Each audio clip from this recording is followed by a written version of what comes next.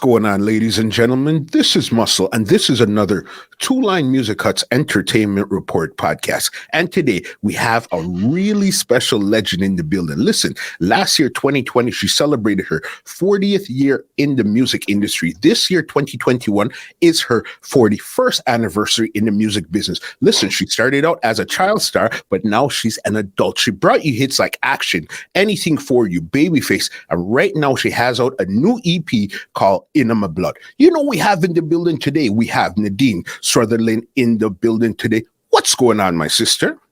How are you, Muscle? I am good, thank you.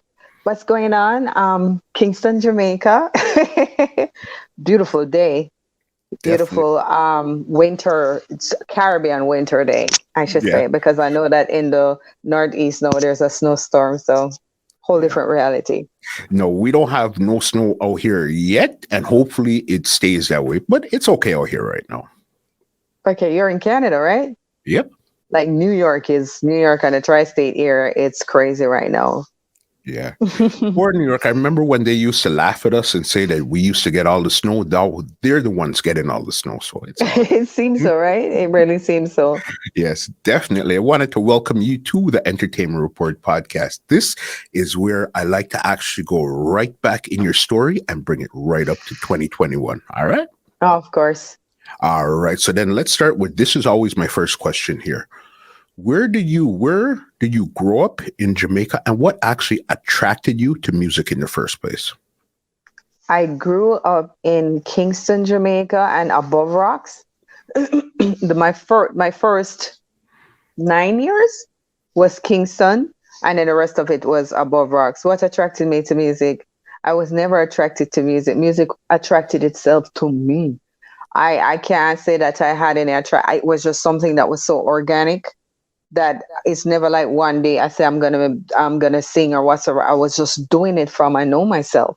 So I was singing and dancing. I know nothing like I don't know of my existence without me singing or dancing. So I can't say I was attracted to it. I always tell everybody that I never choose music. Music chose me. And just like how my life is now being executed, I'm just like, okay, music, I'll release and I go, and I'll let you. I hear you. Okay, because I know you love to dance and you love to sing. Which one did you discover first then? Was it dancing or the singing? Both simultaneously. I just got in trouble more for my dancing. Like, you know, people can't find me, granny can't find me, and me there in front of a jukebox winding up myself. Me shouldn't do them dance, like, you know, Christian granny and everything. I guess I was a little bit too good. I did it too good. So my granny used to worry because she was like, oh my God, here am I trying to bring out this nice young lady, but she's able to execute these dances. But the thing about it, I could execute all kind of dancing. I could look on TV and say ballet and execute that move. Also, I was just really like I was into dancing so much.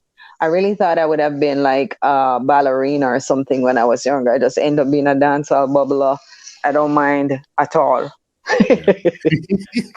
Okay, I get you. I hear you 100%. So what actually led up to the Tasty competition? Because if a lot of people don't know, you were the first person to actually win the competition. So what led up? I'm the first person who won. What led up is that I was always singing in the community, singing left, right, and center, and singing from, as I said before, from I know myself. Like my mother would be like, even at church, it's like, she can't sing it, and I'm always singing. So singing around the community of Above Rocks, and Horace Martin, he entered I entered the July, and it's like every quarterly they would have it. So I guess he entered the April, May, June, July, the April, and I don't remember what, but he entered the TC Talent Contest before that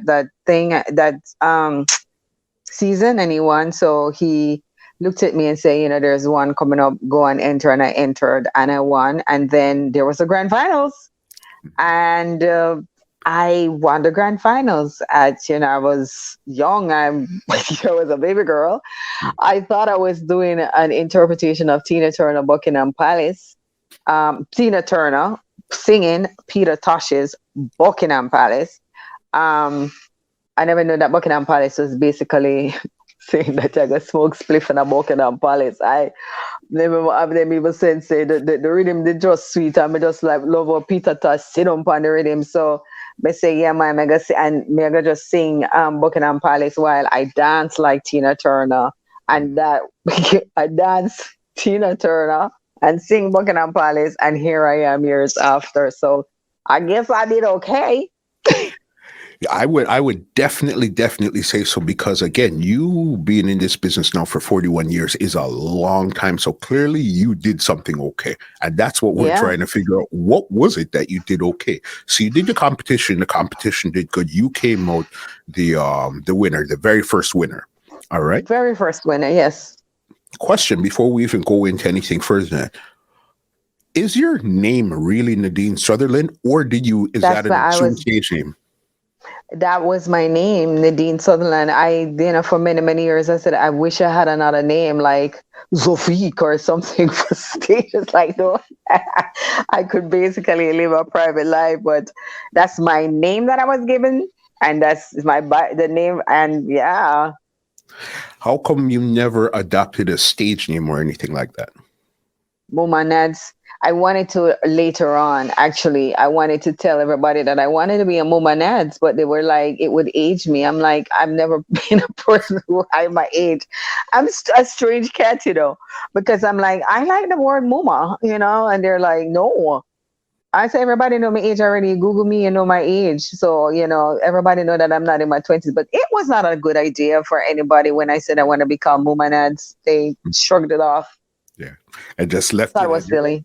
Okay, because that's what I wanted to know. Is like, okay, did you change your name or because you were a child at that time there, you just entered under your No, real name and then music just swept you away from there type of that's thing? my real name. That's my real name. Nadine Sutherland is definitely my real name. Yeah, okay. So then now you won the competition and this was 79. Okay. Hmm. What was the next move after winning the competition? What The next did move you get? after was a prize at Bob Marley studio. It was the first prize was a recording contract. And I remember vividly, like days after I won, we went to Tough Gang Studios, was greeted. We asked for Darren Jobson because she was the one who came to me. And, I guess I'm saying, look, a girl from TC, because back in the days in Jamaica, there wasn't a lot of press. It's an island. It's not like right now where technology is so rampant. Probably I think we had 2 radio stations and 2 newspaper, the Daily News and the Gleaner. So TC was the big thing. Mm-hmm. Big thing. So by the time I went to Tough Gang, I guess they gave us a date to come. I don't remember because my father was doing all of that. And I remember vividly that we spoke to someone. They went and they got Diane, and Diane came out all excitedly. And then the next thing I knew was like, Bob, so like a girl here and win the talent contest. And there he was. I never forgot that day. Isn't it something else? Today is February the 1st, reggae month. And I know they're going to have a celebration for the king himself on Saturday, February the 6th, his birthday. And there he was, sparkling. I was such to people. He looked so healthy, gleaming skin, extremely beautiful smile. And if you look at pictures of Bob, you could see that smile. I remember vividly he was in dark denim. He was in a dark denim shirt and a dark denim pants. Mm-hmm. And he was just beautiful. I guess that when you look at it, when I'm always like rehashing that memory because it's something that I don't want to erase from my mind. So I always think about it so it can keep fresh. And I just remember him and I never forget that day. And I know exactly where at Tough Gang that I met him. And that was Bob. And then after that was my recording of Starvation on the Land. There I was, ushered straight in the music industry. Did you know this was Bob Marley or the magnitude to who he was at that time there yet? Not at all. I was an 11-year-old kid. All I could think about is 11-year-old starting first form at St. Andrew High School for girls. At that point, you just really want to be a cool cat, You just start in your high school life. I mean, the magnitude of his superstardom, as a little girl, who would know that? I wasn't even thinking about that. But no, as an adult and as a woman and understanding just the magnitude of this man and his importance in the world, his importance not only in reggae music, but in the world as a prophet, as a probably one of the most popular human beings to have walked this earth, and to know that, I was associated with him just a fleeting moment of my life. It's something I am beyond. I mean, sometimes I'm in disbelief and I still pinch myself and I'm like, this happened to you, girl. This happened to you. You have had this experience. And, it's the funniest thing that I never spoke about it a lot. And like my Nadine 40th came up last year and I just started to speak. I started to like speak about my legacy and how Bob played a part in it and how I met him and everything. And it's just been amazing to know that I've had that experience. For sure, because as you said, you won the contest. It took you to Tough Gong. Tough Gong, you met Bob Marley. You recorded "Starvation on the Land." Okay. Yes. At the studio. What did that do for your career as a child star this time here now? Well, as a child star, well, I was just propelled to fame, I guess, after TC. I never knew until after that the song was actually, some people thought I was being political. That was very scary. And I'm glad I learned about that when I was a big woman, because I don't know how I would fathom and process that as a child. And then I'm looking at it and I'm like, adults are always crazy. An 12-year-old kid, how would I know that it is anti-government? They wrote a song for me. It was Rastaman. And, they are resistance to society. Their whole thing is resistance and speaking about injustices and inequalities. And I'm like, I'm just, when I realized that people actually thought that, then I can understand QAnon right now. Yeah. How silly people are. I know they can create stuff. Because what would an 11-year-old really know? You're just exactly. You're happy to hear yourself on the radio. What was it like hearing yourself on the radio or wherever you heard yourself for the first time? Initially, it was exciting, but it's funny saying that's why I always say music chose me. I'm never excited a person about stardom or hearing myself on the radio. No, for me, I think I am more preoccupied of being a good artist than a famous artist. Mm-hmm. I am famous. I'm not going to lie about that. But my preoccupation always is with what I'm putting out, the quality. That's what I get preoccupied with. That it's good and that my singing is on point. Even though I get obsessed with one line in the studio and I'm like, you have to do it over again. So it wasn't really anything like, it's just, I was never a person extremely enamored with fame. I'm enamored with success. And those are two distinct things. On I guess in my occupation or chosen occupation, fame and success is basically something that goes hand in hand. And it took me a while to even assimilate that because sometimes I don't like fame, but I like to be successful. I want to have number one songs, and all of that. But hey, success with quality, I should say. You know what? I understand that 100% because as you said, fame and success is not generally the exact same thing. Not always. It's not always. A lot of famous people are broke, A lot of famous people are not successful at all because you can, and in these days, you can buy fame. Fame can be bought and it don't necessarily mean that you're successful. You put out a record, you get a PR, you're in the newspaper one or two. Well, some people think that they're famous being in the newspaper 1 and 2 times. It's so funny, in terms of the relativity or how relativities and how people view fame. I've seen people do stuff like that and they think that they're some big star and they're not successful at all, but they can show their grandmother and the grandmother would think they're famous. You're right there. So when you had this song now, Starvation on the Land, did your friends around you know it was you and how did they start to act towards you at that time there? Yeah, I guess they all knew who I was. As I told you before, I was not so enamored. I was a little bit naive. And you look at an 11-year-old kid, they can't process anything. Life changed, but you don't have the vocabulary to even narrate your own life. You just see things happening about you and around you. And it's not that I had parents who even understood how to deal with me at that point because they're busy accepting what is happening and feeling good about all of that. So you did see people change. You did see people started treating you differently. But I think the scariest part about it, as we speak about adults, is adults actually looking at a kid and slandering a child, or there were wonderful moments. I'm not gonna say that they're not, and I'm not zoning in on the negative. I'm just zoning in on a reality that you have to face. Because listen, I, honey child, I met Bob Marley, honey child. Come on, So we're not speaking or zoning in on the negative. I just want people to put things in context in terms of what happens to a little girl who basically don't have any life experience seeing all of this. People enamored about the realities of what is happening around you, because this is just becoming, you don't have enough life experience. And, adults know trying to rip you in pieces because you're famous. So, there's a lot of stuff that I just could not process. I would say that I really could not process fame.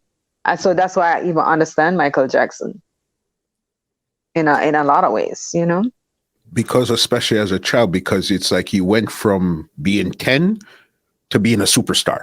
There was Exactly. no. And then the whole reality, I mean, Jamaica is just like ping compared to his big world, what he was exposed to and the stuff that he had to deal with. Jamaica still, in terms of what Michael Jackson would have gone through, I probably went through 5% in terms of the context of reggae to pop, and you put it in the big thing and just see what he has been through. And I sometimes just like, have a lot of compassion for him, and just to see how he died and, the stuff that happened to him. I felt him so deeply. In his last years, I was feeling him so deeply and just wishing that I could have spoken to him and said, understand, dude, understand. But didn't go that way. All right. So then now you're here, you're getting all this attention. So then now you put out your first song. Did you guys actually record an album, or it was a single deal? What was the deal with Tough Gang?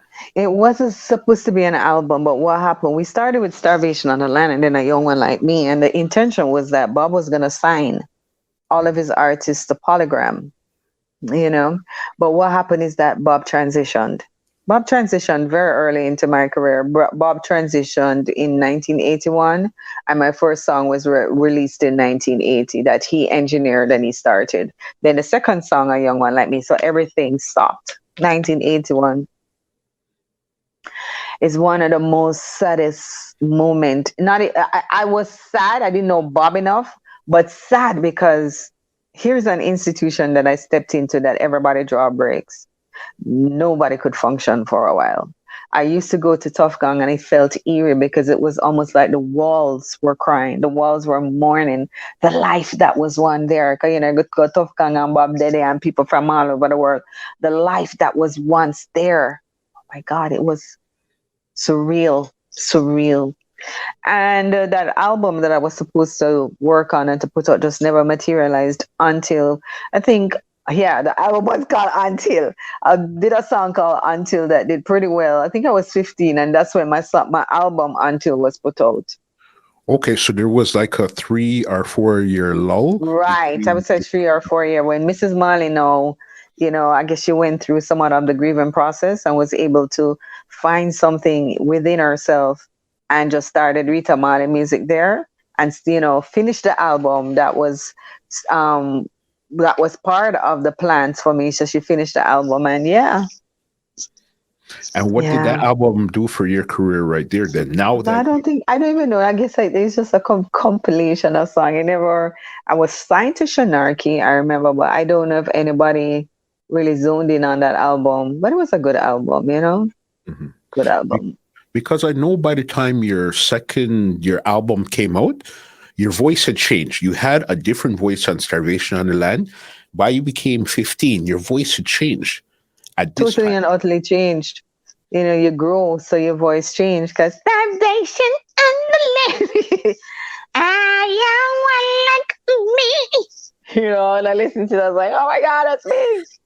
So Mhm. my voice totally and utterly changed when Until came about, and that was the tone that I hear now because I guess you mature into a woman or maturing into womanhood. So it has even now, like it's for me. Like the other day, I did this song, and I was like, "Oh my God, my voice has even grown more."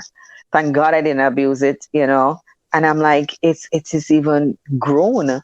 So your voice do grow with you. For sure. I agree And you can 100%. kill it. You can kill that talent, if you abuse your voice with smoking and all of that. Hmm. Agree 110%. So, okay, as a child, now you're a child. What was it like going from that child to that teenager, but still in the music industry? Was that the weird period for you, or what was that like? Yeah, it was kind of weird for me because you're famous and then all of it, you're changing, your body changing, and you're changing in publicly. You're changing, you're putting on weight like every teenage girl. And I guess some people expect you to look like a child or they try to keep you in that kind of childish thing because they're like cannot accept that you are growing up into womanhood. So it was a very weird time for me psychologically. I never knew what to do with myself, and my parents had to protect me extra because I was famous. So when other girls were dating and all of that, I had this conversation with my friend this morning, and she's like, the funniest thing, people will other you. It's like, yeah, there's a thing in academia called othering. And she's like, people other you, but you are a normal person, but they're like this celebrity. You're a celebrity, and they just have this kind of mindset when they come on to fame. So all of that, all of those dynamics were happening while I am trying to ascertain my way as a young woman, dealing with fame and just like not growing up, your body changing and you're changing. So it was weird. Like for any teenage girl, the big difference is that mine was public. Hmm. Yeah. Makes sense. So, I guess you were extra sheltered at this time. So, when did you Very actually, extra sheltered. Yes. Very when sheltered. did you, so when did you break out and say, okay, let me try to find my own way at this time? I don't know if there is any moment of me saying, it's my turn. The way. I don't know. I'm not too sure. I think probably, like I know I wanted to, I don't know.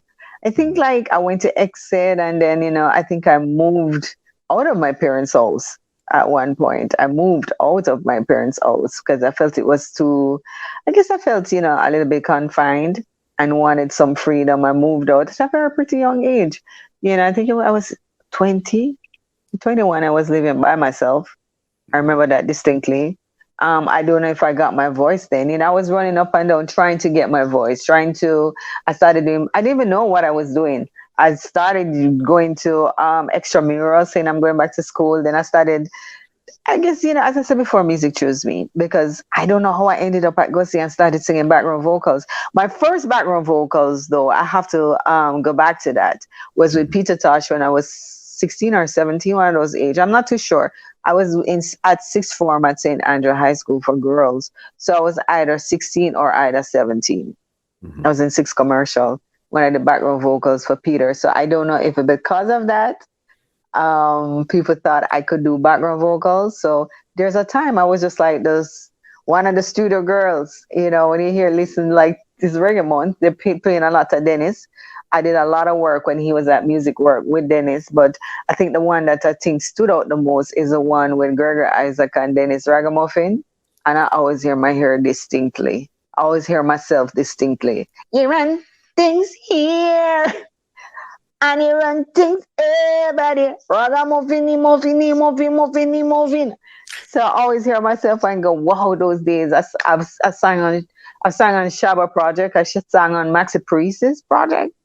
I sang, did I hear a guy that I said, did I sing on that? Like I sang on so many songs that I don't even remember. We just was hopping from studio to studio to studio. So, okay, at this time here, because you said you met Peter Tosh after, because I guess when you first met Bob Marley, the Wailers had broken up at that time there, so you Wailers didn't never meet. broke up. The Wailers with Peter, Bonnie, and Bob. When I met Bob was a solo star. But in terms of the Wailers, the band, that Mm-hmm. was backing Bob. Them never broke up. They were Mm-hmm. still, I think they were still playing around the world. I don't know what happened. I hear something happened with some members leaving. I never really paid much attention to that. Mm-hmm. But yeah. Okay, so then you didn't meet Peter or Peter. Buddy at this time here now. No, I met Peter after Bob transitioned, and he asked me to come and sing on Nuclear War album. I have to tell this story because this is such a beautiful story. Peter went to my father and asked, Mr. Sutherland, can Nadine come and sing on my album, Nuclear War? Okay, okay, okay. Listen, then chat out kind of thing about Peter Tosh, but you see me? Mhm. In my head, Peter Tosh is one of the most beautiful human beings. I remember being so nervous at that session. My legs were shaking. I was nervous because the only time I sing background vocals so far was with Miss Daisy down in Above Rock singing at church, the blood that Jesus shed for me way back on Calvary. I was an altar, and one was a tenor and one was a soprano. I was like a little picnic because I could have hold my harmony. I could have hold my harmony good. But in a professional setting, that was the first time that I was doing anything like that, and I was extremely intimidated.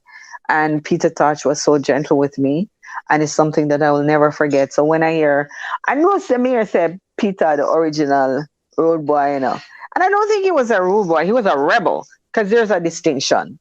He would not. I don't think he harmed anyone, but I think that when it come on to his rights, he will fight for his rights, and fighting for his rights looked like he got beaten up many times by the police, thrown in jail, and all of that. But anybody who know Peter Tosh will tell you one thing, what a beautiful human being he was. Anybody who really knows him and knew him and worked with Peter will tell you he was kind, he was good, he paid.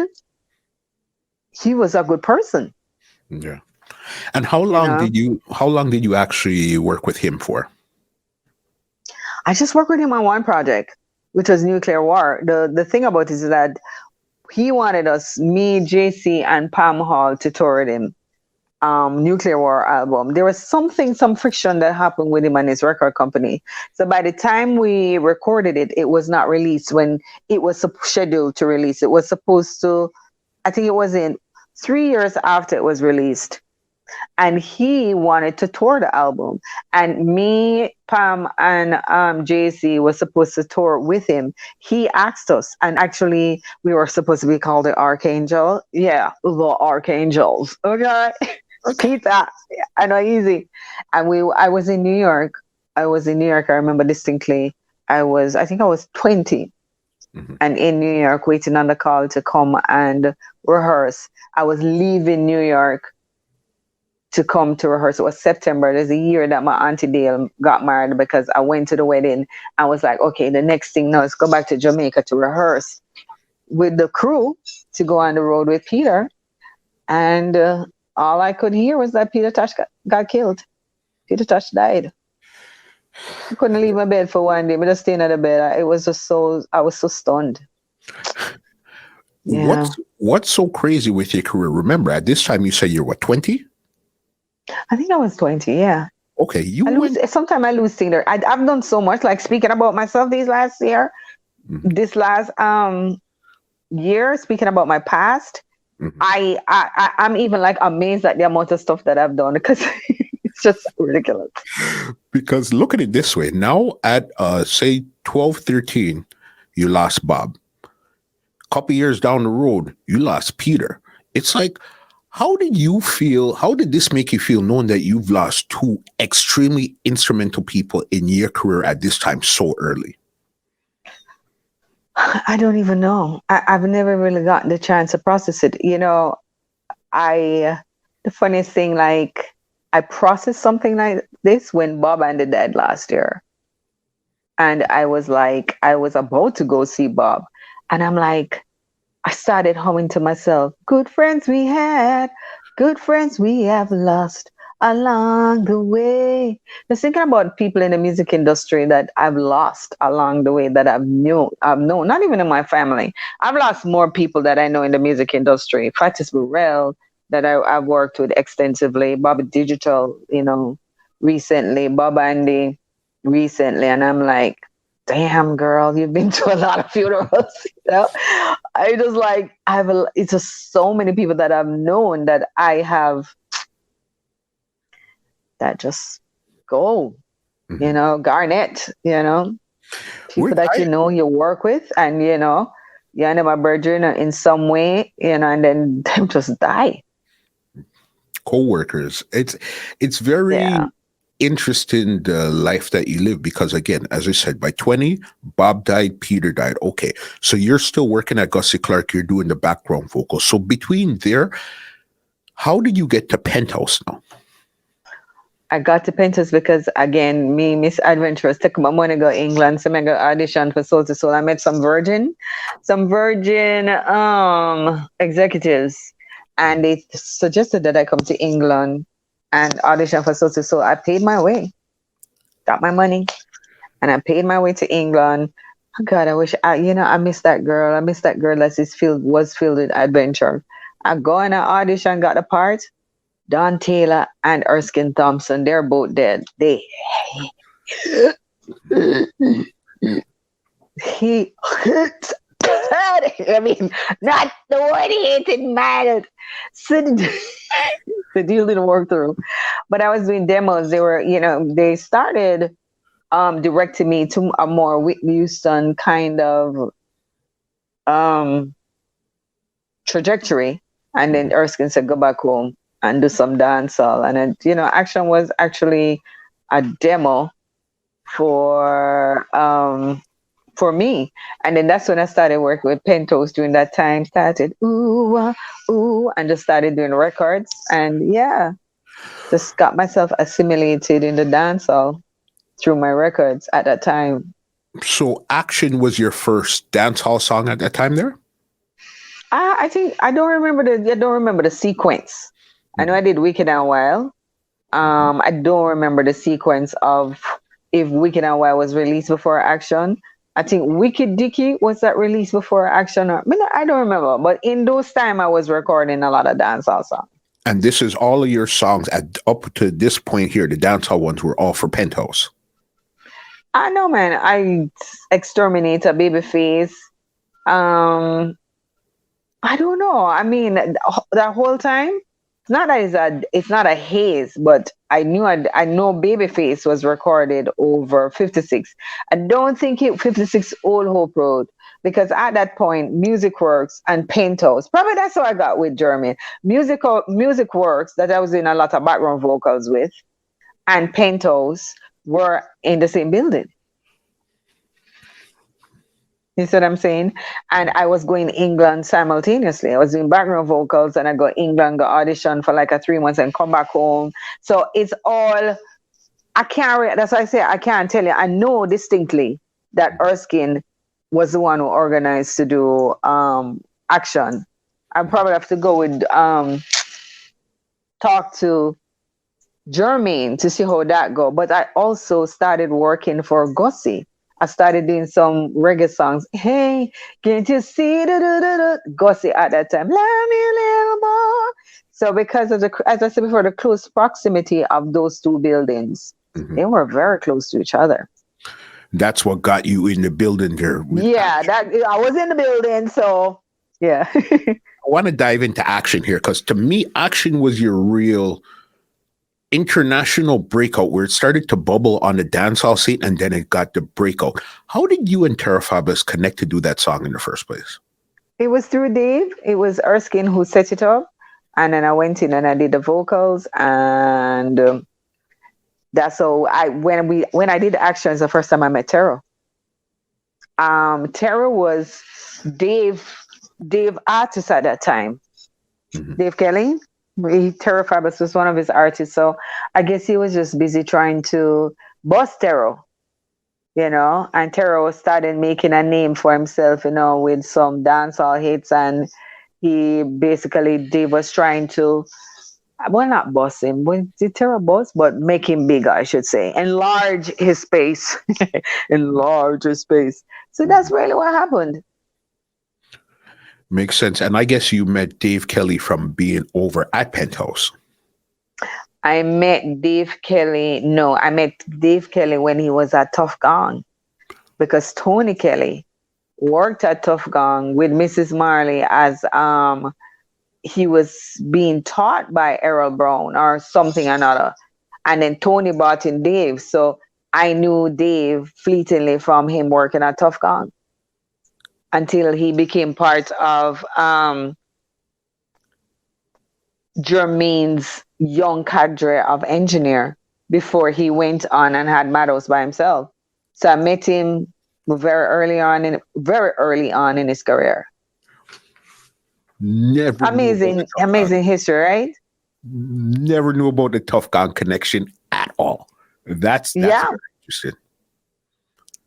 Wow. Okay, another big song that you did, but this one I know that there's two different versions. The Wicked Dicky. I know that you recorded as a solo and Buju recorded as a solo, and then one day it just showed up as two of them in one. What happened with that song? Oh, honey child, that's a story in itself. I had no idea that happened. None whatsoever. I think I went to England, and that's when I found out me and a man nearly trace in our record store. Nearly trace, my youth.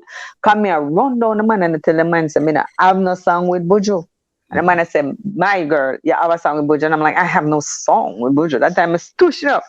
Man say, I have a song with me. Say, I have no song with Buju, boss. I have no song with Buju, yo. And the man said, hear your song. And he just played. I heard, ooh, ooh, ooh. And that's song at number one, because me look on the chart. The man said, see a number one song, yeah. NADINE SUTHERLAND and Buju Banton, number one.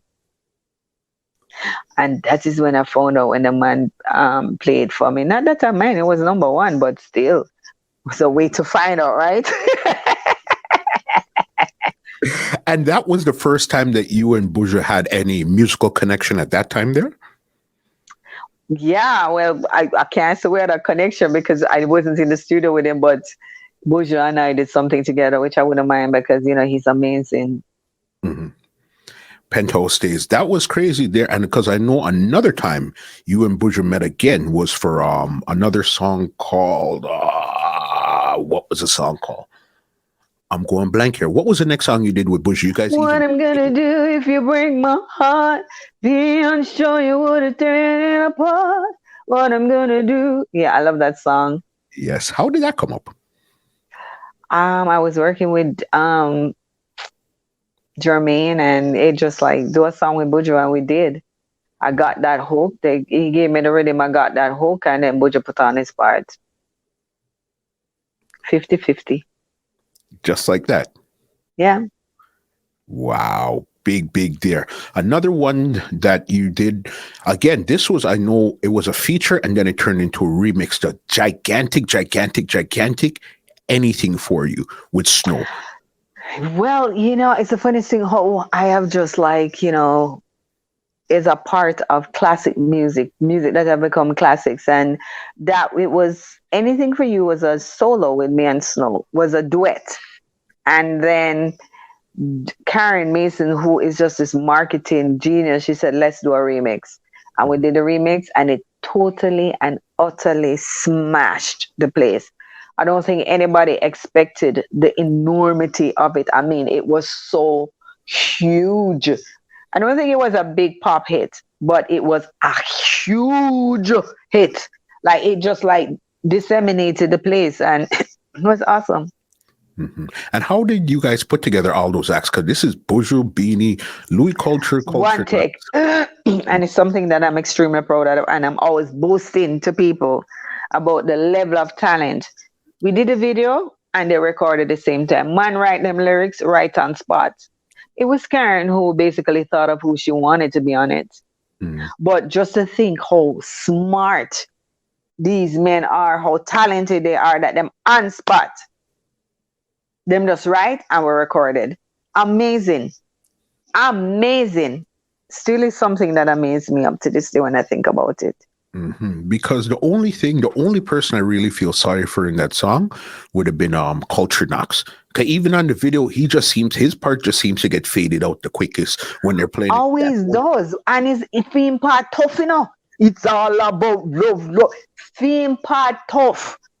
But unless you have the time to really go down, I really think it's a tragedy because it's sometimes you say that they play through Icy Culture Knocks, then put him right at the end. But let me tell you, man, he never play with the part there at all.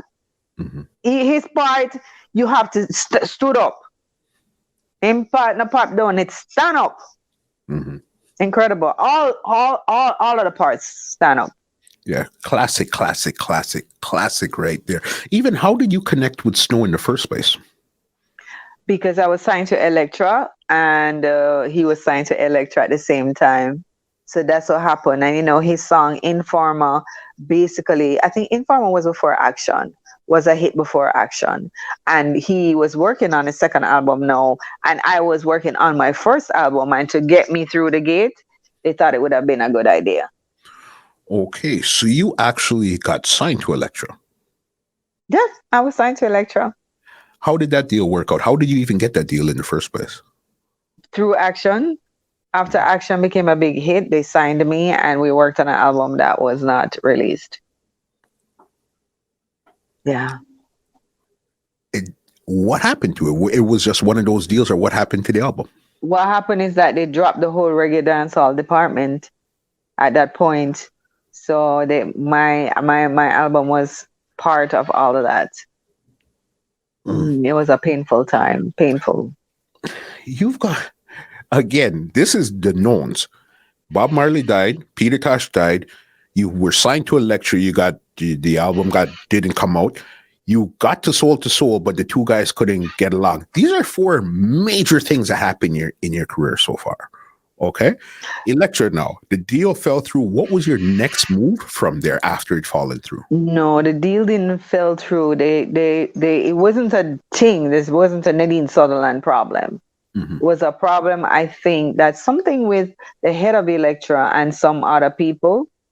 So basically, I think everything that she was working on was dropped. So it wasn't me. My deal fell through. I just suffered because of that. Mm-hmm. Got it?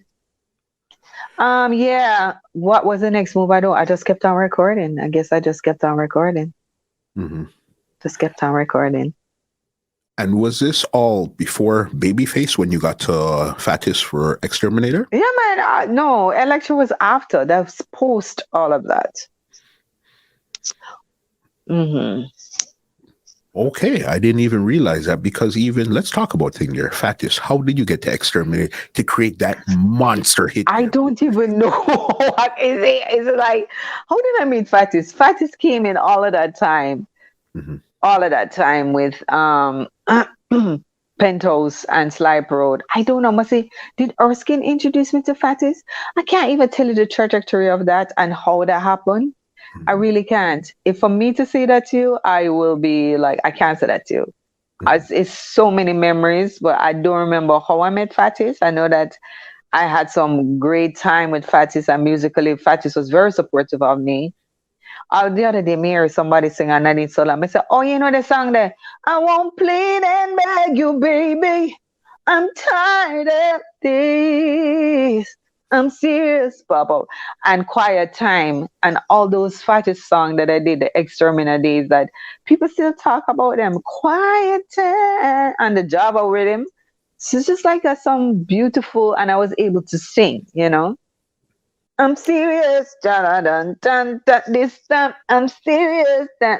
I was like, blow. Long time I didn't hear the tune there. You understand. How did you come up with Babyface? I don't know. So I'm wondering I was actually going out with a guy at that time when I wrote Babyface. I'm wondering if it's him. And then I said to myself, but I wasn't really seriously in love with him, but I don't know if he inspired. I tell everybody that he inspired it, but I'm unsure if he inspired it. I know I was listening to a lot of Whitney Houston. My head was into so much R&B at that time. We're getting stronger every day. You listen to my singing, even though when I sing, I saw R&B influence, because I love those big R&B singers with their range and how they sang. So I was heavily into Whitney. Like, I loved her, into Shirley Murdoch, into Anita Baker. That time R&B was R&B. It's not, I don't know what them call R&B now, but remember at that time, it's almost every week there was a new singer.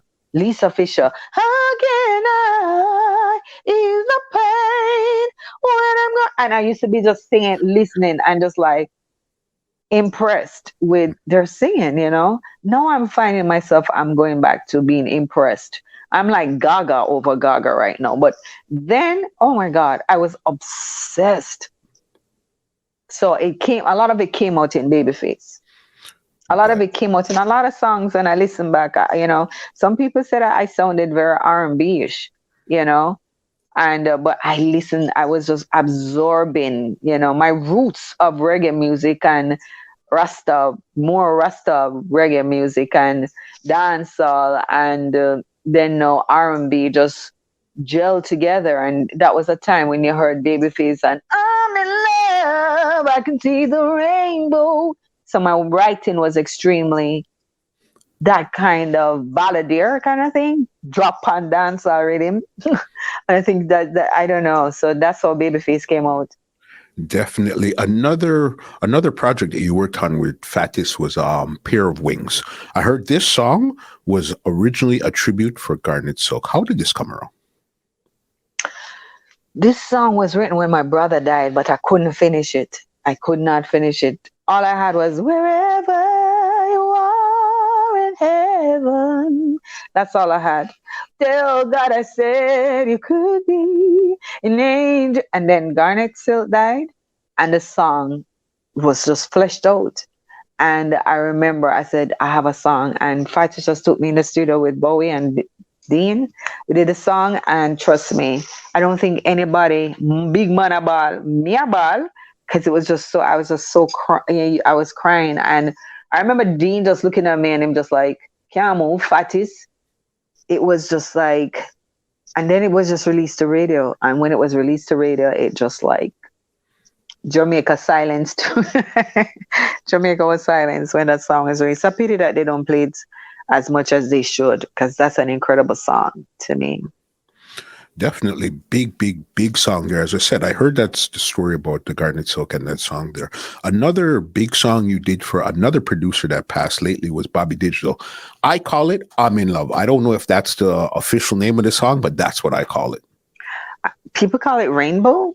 Mm-hmm. People call it I'm in Love. Mm-hmm. I think those two names, but I don't know. I call it both. Mm-hmm. How did you come up with that one?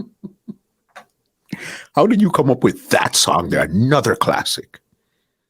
It's Anthony Rochester and I sat down. I don't know who came up with the hook, but we wrote that song. That was a song both of us wrote. But I don't even remember who wrote which part. When I said to myself, for he's the kind of man that pain would sound like me. Because at that time, I loved to feel a woman. I love those kind of R&B licks, you know. Mm-hmm. So I said to myself, that sound like probably you, Nadine. Crazy. And again, even with somebody like, I guess, like Bobby Digital, he was just another producer you met along the way with Fatis, Dave Kelly. He was just in that bunch that you had met also? Yeah. He was after, in that bunch, all that, in that time, working with Bobby. Mm-hmm. Like Peace and Progress to his spirit. What was it like working with somebody like Bobby Digital? All of those men were respectful and loving towards me, and I will never, ever forget them. I'll never forget that time, the love, the camaraderie, the support. Those men were just like good men. A lot of people talk about sexual harassment and all of that. I never experienced that. But then somebody explained to me that, I was a child star with Bob hovering around me. And then they knew my father, who was a roots man. So a lot of time they saw me, I was with my father. So I had two men, both in the physical and both in the spirit, that I felt that, was protecting me. My father was a force to be reckoned with. And anybody who thought about it, first and foremost, when I was younger, you couldn't touch me because my father was the rest with the last. Okay, I call him the rest with the last. You see, them man, you see, look at daughter, and them I watch the manga for right. But daddy, I watch them with the last and say, trouble my picnic, you gotta get dismembered and me I gotta go jail. So they didn't touch. Oh, I'm sorry, they didn't touch. And that energy protected me as I went through the music industry. I can't say anybody that I had to pay for anything or whatsoever.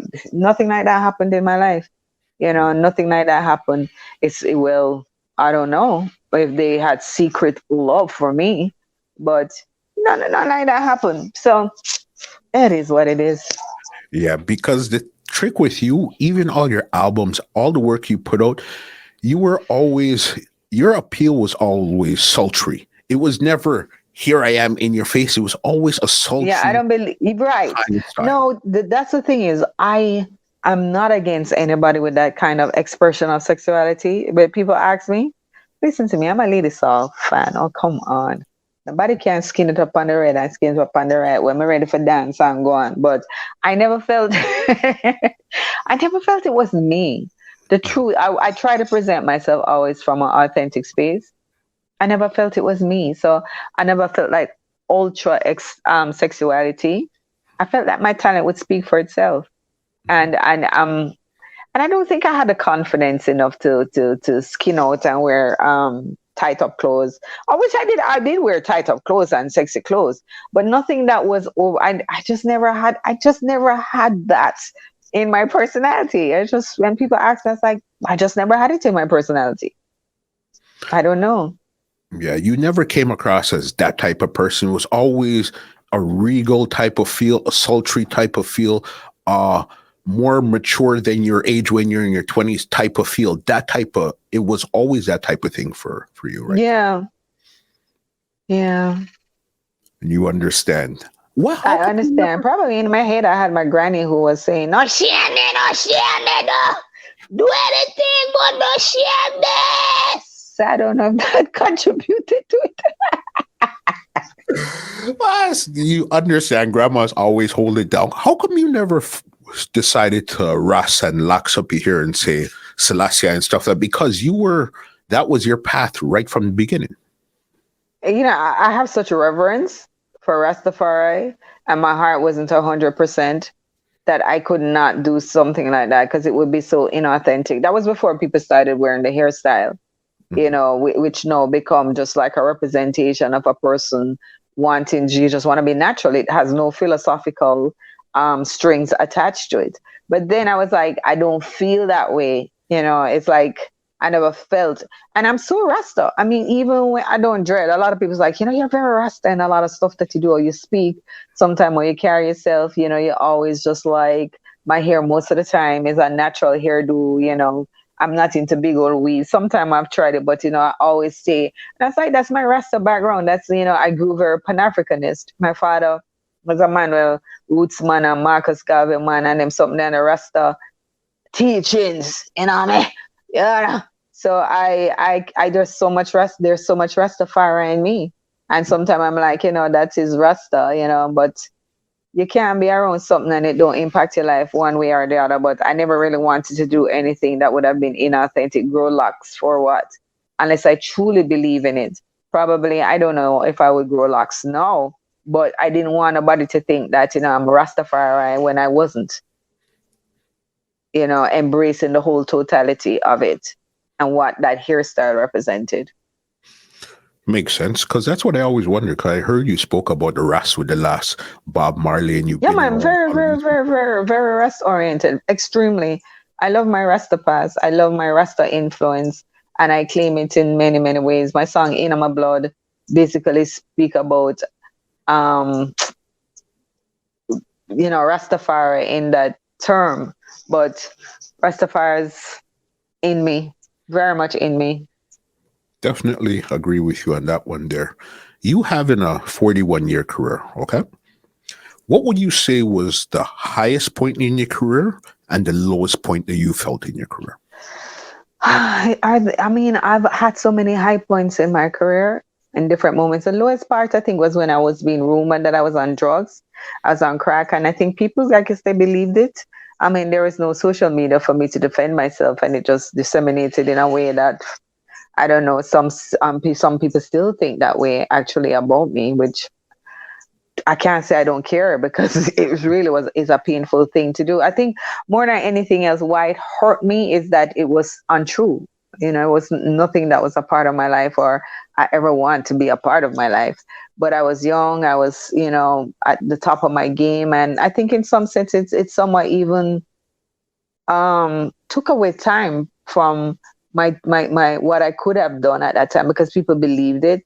And I'm like, one stupid rumor, you fleetingly just hear something and you buy into it. And it really hurt me that some people look like they were happy that they thought that happened in my life. They thought so. And it's just silly that somebody would have suffered about something that was not true. And that's what happened to me. So that was the lowest part. How about the highs? Something that you just remember. You said you had many apart. There are many when action was on top of, top of the world, going to places that, it opened up places that in America that I never thought I would be at, meeting people that even know, like when I met, I think it was John Stewart. And, after like I met John Stewart, I was basically, it's just a lot of stuff that I did when action was there, it was mainstream America. Yeah, everybody would want to be on. And I remember doing the Rising Stars in Jamaica. There are so many high points in my life. So I can't really choose one specifically, meeting Bob, working with Peter. There's so many high points of life that I've had, but can't specifically choose and say which one is the ultimate. But those are high points. Understandable there. You brought up something because I remember that rumor was like all over the place, and you said this was pre-internet when they said that there was substance abuse. Okay, where do you think that rumor came from, and how did it make you feel, not as a superstar but as the human being? I don't know where it came from. I guess it came from people wanting it. Just spread like wildfire. I can't even fathom where. But I guess I was very, very famous and it was juicy and nice. And it's like, I think I get a connection. Whitney Houston was in the press. I think after years when I thought about it, I said, this is what happened. Whitney Houston was in the press at that time for substance abuse. Mm-hmm. And I think they wanted a story with in Jamaica, like they wanted, I was called a Whitney Houston because of the talent. And I think that's what helped in the mindset. Or I look on it because I'm like, how did this happen? When I'm not even around most of the time. If I'm not singing, I'm at my yard. I wasn't a party person or hung around people or whatsoever. People in the music industry, you have to hang around everybody. And I'm not a person to judge anyone because it must be something inside that has made someone empty to do that. I'm not that person to judge anyone. I'm not going to say I'm not going to speak to you because of that. You know what? The only thing I can say is the Whitney Houston correlation and how that was just that ruled that whole time. And that basically it probably fueled where I was going. It made me feel broken, sad, hurt, destroyed. I felt like my own people turned against me. I took it on. I took it on in a deep way because, as I said before, it's not that you had social media them time you can come and people see you or whatsoever.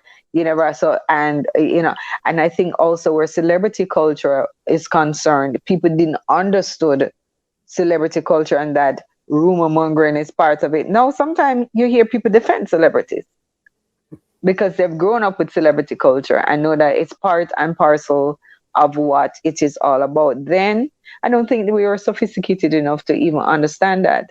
And I think that because I was on top of my game, I wasn't an ugly woman. I was popular and it just disseminated. And I guess some people wish that it was true. Wish to see me destroyed. Wish the usual story of the Billie Holidays or whatsoever, the usual story would be mine. And I would be dead or on the street in half a tree begging. And they would see me broken, toothless. And she would say, yeah, she once was a big star. See there, drugs destroy. No, I have a master's degree, people, so it didn't destroy me. I understand. We're about to get to that. It was just because you're probably one of the first people I've actually get to ask this question, especially this is one with hate, especially when you're at the top of your game. I never understood why people would actually hate somebody for a talent that God gave them. They don't really know these people, and just for like no reason. How would you, as a person at the top of your game, deal with hate coming at you? But you didn't have social media at this time, so it wasn't as much. How did you deal with that? I didn't deal with it well at all. It almost destroyed me inside. I didn't deal with it well. I mean, I felt moments that I was just destroyed. I wasn't singing from a space. I was walking around in pain. Just like I allowed it to get inside of me in a way that basically I can't say. Then a lot of stuff happened in that time. I lost my recording contract with Elektra. That happened. I was being rumored that I was on drugs. A lot of stuff happened simultaneously that made me just weakened me inside. It's two things. You have to deal with the trauma of that. Then you have to deal with people rumoring and slandering you. And you're basically trying to stand from that. And then hear that you're trying to stand from losing a recording deal and move on with your life. And you're moving on. And then this come from left field. And you're just like, for a while, you're just like, your head just can't process stuff, or you can't really stand. So I'm a first person to tell people that I didn't deal with it very well, because it was too much thing coming at me at the same time. And you just start, people who you thought, they say, it was a wonderful lesson. People that you thought that would have been there for you, them turn against you, because I guess it go back to what's happening in the big stratosphere of Whitney Houston, but also how they view women in Jamaica. And you look at the villages in Jamaica and how they treat the pregnant teenage girl. And the wish is a lot that you have a nice girl and she's walking around and she's strong and doing well in school and she gets pregnant, and how the same people turn on her, and just like shame her. They shame her and make her feel like she's less than. I think it was just like, I was just like on a national level, I was that girl in the village that they think that they had something against, which the thing is that it was just one big lie. So they were trying to make me feel bad, or trying to make me suffer from something that I just did not do. I'm waiting to see the ramifications of that. Waiting to see, oh my God, to see me really suffer from the ramifications of that, and looking for stuff when there's no stuff to substantiate, and waiting on the moment that I will be in half a tree. Crash and burn. With no teeth. Begging. That's a bit dramatic. I love it. Crazy. It's so funny. Isn't it dramatic? No teeth in half a tree. How did you I love it. What did you end up doing to actually fight through this? All of what was I think I became very deeply spiritual. I became very invested in spirituality, reading a lot of spiritual books, getting into African spirituality, getting into Eastern spirituality. I was just reading, getting to new thoughts and just centering myself inside. And I think that's what helped me more than anything else, disengaging from the music industry for a while, just like get myself together, afraid of people for several years. But there were loving people, especially Winston Meritone Blake, who was basically there and who gently, just supported me throughout all this. And I'll never forget him for that. And I'm just glad I get the opportunity to speak about his loving care throughout. That there. Okay. So then when you disengaged from the music industry, was this when you decided to go back to school at this time here? I just went to New York for a while, and just never wanted to have anything with Jamaica. Was I recording? Probably come home and record two stuff. No, I went back to school when I did Rising Stars. When I was doing Rising Stars, I went back to school. That's when I went back to school and I did a master's. Just recently, I graduated in what? It's 2016. I graduated with a master's. Yeah. Okay. What made you decide to take the master's program? And I feel it was. I always wanted to get back to school. Always wanted to get back to school. Mm-hmm. Always wanted to study. I wanted to have a degree. And what happened is that Sonia Naya saw me, and Sonja Naya. No, can't call her Sonia. She's like, her name is Sonja. Sonja. I saw NJAH. Okay. All right, Sonja. I hope you see this. And she told me about it, and she said, apply. And I applied and I got in. But she looked at me and said, you applied, you got in. I can't make you stay in. It's up to you. But I wanted it. I wanted to have a master's. I couldn't see it. I don't have a first degree. I had stuff that I could have done a first degree, like basic 6C and all of that. But in terms of with that program, if you're a music practitioner, they will allow you in to like some undergraduate courses. And if you ace those courses, they promote you. I wanted that master's. I wanted it. I worked my ass off to, can I say that? Yeah. Yeah. I wanted it. So I worked my butt off and I got it. And I'm very proud of myself. What did it feel like when you heard your name at graduation and it's your time to get your master's? What did that feel like? Child, I started my stuff. Hey, I was like, yeah, look at me, baby. Woo, woo. I was twerking. No, I didn't twerk. I was kidding. Oh my God, phone drop. It was very, very good. I felt, after years of work, you feel rewarded and you do your stuff. Yeah, crazy. Because you spoke about another moment in time in your career, which was Rising Stars. How long did you do Rising Stars, and how did that opportunity even come up in the first place? I was just approached to do Rising Stars. I was back in Jamaica and I was approached actually and to do Rising Stars, and I ended up doing it. I ended up going for the audition and got it, and here I am I don't remember how long I did it. I did Rising Star for several years, and then they kicked me off. Me and Clyde are like, go away. So that's what. So one of those things, because I'm almost positive one of the people that was on Rising Stars when you were there was Christopher Martin. Christopher Martin, Remain Virgo, Sugar, Dalton, Harris. That's my time in Rising Star, which I'm extremely proud of. Those are my babies. Those are my Rising Stars babies. I call them my Rising Stars babies. And what's so crazy is you seen them come up on a game show until they turned into stars themselves, where I've even seen a flyer with you and Christopher Martin performing all that. What's that feeling like? He kind of feels surreal. Like, I felt so protective towards him, like fast and in business. It's like, he seemed like this skinny kid. So young, wet behind the ears, so innocent. I know you see him now, it's just like with all his swag, and he's saying sweps and all of that. I'm like, look at you, like, you are my baby. Look at you. So it's wonderful to see him. Mm-hmm. And to perform on the stage with these same people that you helped discover and mold yourself off of a TV show. Yeah, it's wonderful to see that.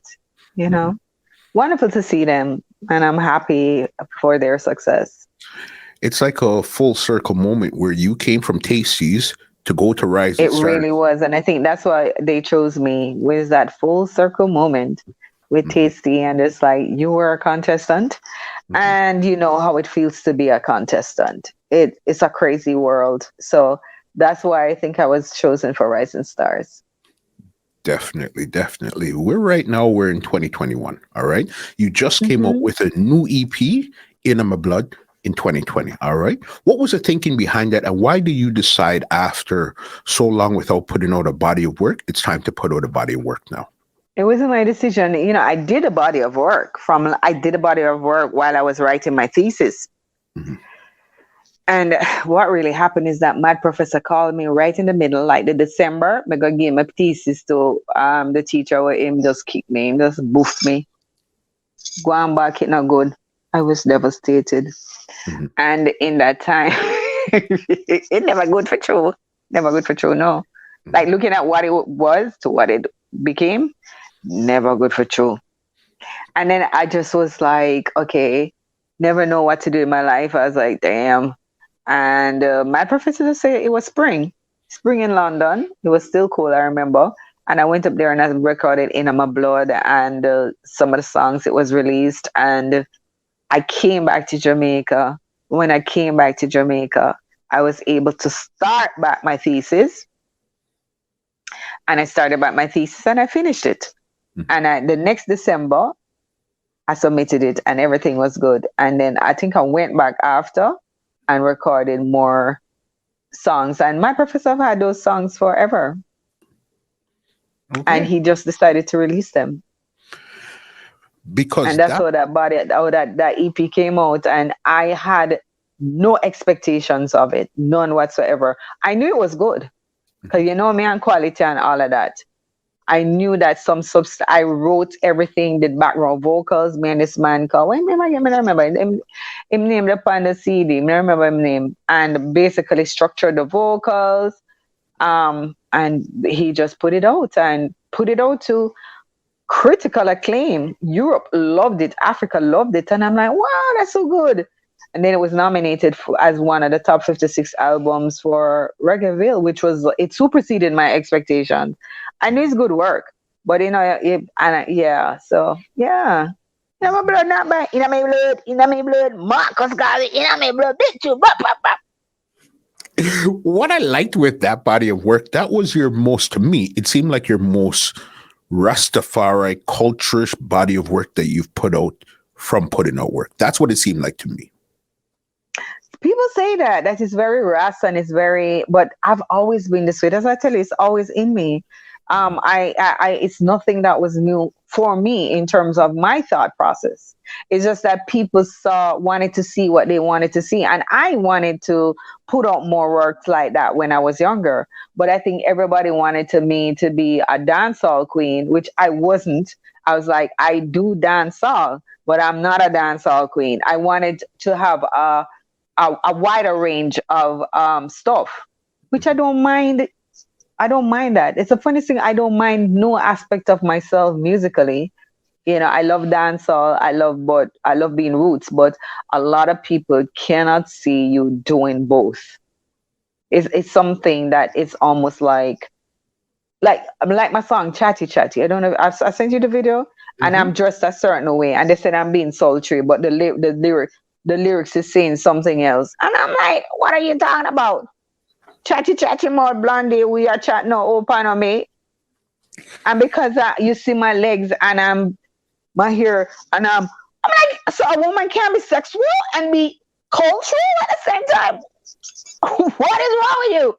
So it's just like I don't understand this mindset. I was like, how should I have sang chatty chatty, clothed, regaled in some long dress that reached my thing, which is not me? No. I express it the way that I am. I express it the way that I am. So I don't see any, I've always been very roots and very conscious in my thought pattern, very kind of a different thinker. I've always been this way. Always. Trust me, from even when I was putting out action, if you spoke to me, you would have seen that my headspace was just like extremely, a lot of culture, a lot of worldview, very expansive and not stuck in a certain mold. But a lot of people just never took the time out to know me, and they were okay in seeing that image and accepting that to be who I was, So when they listen to now In My Blood and all of those lyrical stuff, a lot of people are like, are you becoming a Rastafari? I'm like, no, I'm not becoming a Rastafari. Why you ask me? Because the lyrics of In My Blood, they're so spiritual. I'm like, honey, child, I've always been this way. And I probably do it in a body writer. It's just like my age, I shouldn't be wearing body writer, but I would do Zion Gates sexily, probably come with me to Zion Gates. I don't know. Listen, you're a character, and again, I guess it's because with music, you'll see the action person. Yeah, you had on your crop top and your hair out and stuff like that, and a lot of people, their mind can't pass that right there. It's not your fault per se. It's just the way how a lot of people think and process. Is. Yeah, and actually, such an iconic. It's so iconic. It's like I've tried. I'm like, well, you don't want to pass me there? That's almost 25 years ago or most. I have passed that stage. Not past that stage because I am still that woman, but if you don't want to see the complexities of who I am and how my mind think, I can't do anything about that. It's either you catch up or you stay. Right now, I can't really, it's just like artistically, You don't want to see me for what I always am. I think if you listen to that Nadine album too, that Fatis had, it have a lot more complex writing, and that was in the 90s. But a lot of people just they don't want to move. But I have moved. I can't say I have moved because I've always been that kind of person. I I don't know. I can't say that I am recording those songs because those songs are always being recorded, but I don't know how they took paid attention this time. But it's because it come from England. It could I be. think it's because it came from England. I think it's because it's a mad presser product, Mhm. and it basically would come from a different geographical location. So that basically they say, oh, that's a singer girl who sing action, and they probably listen to it because of that. I don't know. Who knows? But again, one of my favorite songs off of the EP is Wagonist. And I'll tell you why. The way how you sang it, crazy, the lyrics on top of that beat. And then when you dropped in the dub after the fact, I said, yo, this song is crazy. Crazy, crazy, crazy song. Wagonist is hot. Wagonist is hot. Because the birthplace, you know you feel. Then another thing is like some people think I can't chat. I was like, what are you talking about? Mm-hmm. Say you sound like a rude girl. I'm like, I got a lot of rude girl elements inside of me. You don't know me. You don't want to know me. Mm-hmm. You don't want to know me. All of those things. I'm Jamaican. All of those things are inside of me. It's part of my DNA. I don't have to switch. It's there. It's organic. So yeah. So sometimes I hear them chat. Just kiss my teeth and say, listen to me. Me and your thing there. Me, I'm busy being me. You want to catch up? You can catch up. It makes sense. Something from your time at Tough Gong with Bob Marley. Is there one thing that was said to you, one thing you had seen that molded you for the rest of your life from Tough Gong? Discipline. Discipline. Taking your work and your art serious. Mm-hmm. Making sure you try to do the best work possible. Quality. Bob was a master at that. I mean, I didn't spend time with him, but I spent time with Rita and the I3 and Ziggy them, that they basically their way of processing the music was formulated by Mrs. Marley, because Mrs. Marley worked with Bob. So like they rehearsed. You hear people talk. I mean, the myth of Bob when you walk around Tough Gong. Bob Marley rehearse before record, rehearse, rehearse, rehearse, rehearse, rehearse. So by the time them go on, everything tight.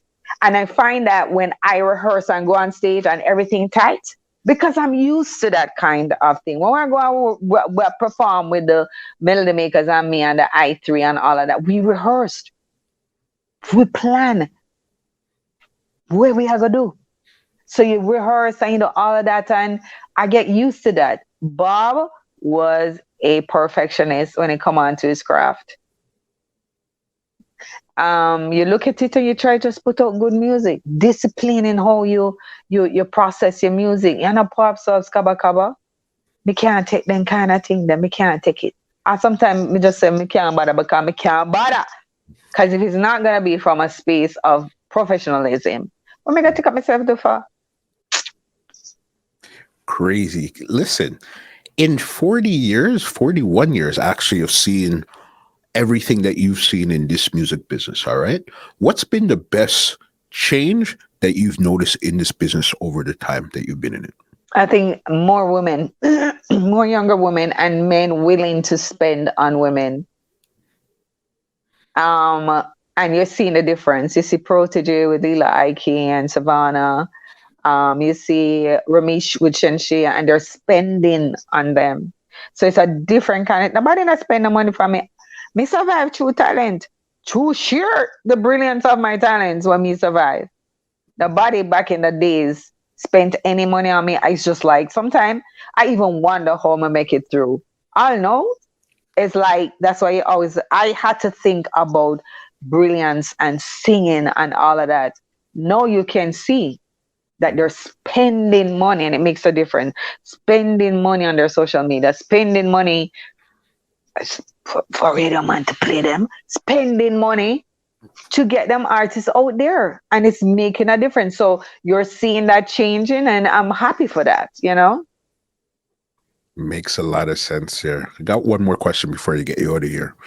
41 years. What if you were to walk away today, never hear from you ever again?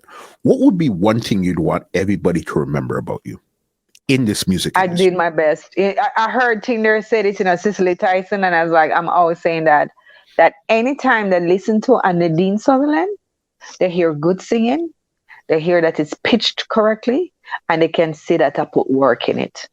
And they can say, boy, the girl that could have sing. But even if she can't sing, you hear her diction, you hear how she try, you hear her the song right. She was a talented mama. That's what I want people to always take away from me. Just say, boy, and that I try.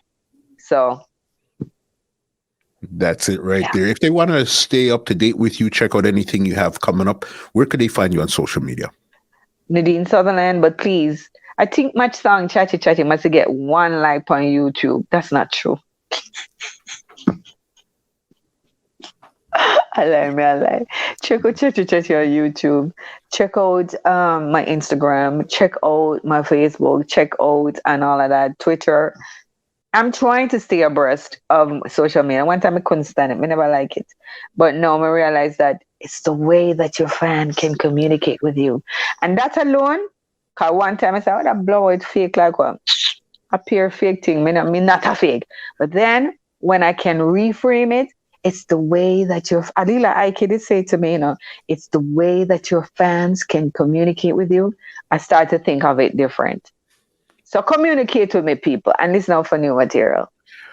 Crazy. Before we go, you could get us out of here with one of my favorite songs, period. Babyface. Pure man love Babyface. Every man thinks a Babyface right for them. But I'm gonna do it for you. Man love Babyface. I never say a song where man love song. All right. This is for my Babyface. You got a cute baby face. This is for my baby face. Yeah. Listen now. We have so many things in common. Yeah, we are two different people. We just love being around each other. Yet we'll give each other space to go. Step by step, we are getting stronger. You're the strong for you. Listen, Miss Sutherland, it's been a pleasure just to actually sit down with somebody like you and hear what you've been through, good, bad, and indifferent over these years, because that's a long time. I don't think people really understand how long 40 years is. Well, I mean, I understand, because sometimes I think, me no even know. Sometimes I say, it's so real, I pinch myself. I thought I left the music industry, my song them say, it's just like, I always say, music chose me. I didn't choose music. Mm-hmm. What do you think you would be doing if you weren't doing music? I don't know. Probably, I worked a while for the director for the performing arts. So probably I would work with children. I feel sometimes the need to give back, and probably that's what I would do. I mean, I have a master's in cultural studies. I am currently doing, piano and voice and all of that. So probably, I don't know, putting out my music. I don't know. I don't know what I would be doing. I have no idea. Yeah. You have this super free-spirited that's grounded in culture, that you're almost very mysterious. If you just look at your picture, you would never know who you really are unless you sit down and have a conversation with you. No, people always judge me by how I look. I get used to that. I'm always judged by how I look. So it's nothing. It's like, unless you really, as you say, sit down and speak with me, you know who I am. It's all speculative. I don't know what I represent, but this brown-eyed girl always got judged. It's all good, and you're still here. Hopefully, we get another 40 years out of you. You understand? I hope so too. I hope so too. Miss All right, Sutherland, enough love. Thank you. God bless you. Take great care. conversation. Let me give you an It outro. really was. I enjoyed it. Thank you very much. No problem. Let me give you an outro and get you out of here. Well, Yeah, man. ladies and gentlemen, this is Muscle, and this has been another Two Line Music Hut's Entertainment Report podcast, and we are out. Yay. This podcast is brought to you by www.twolinedmusichut.com.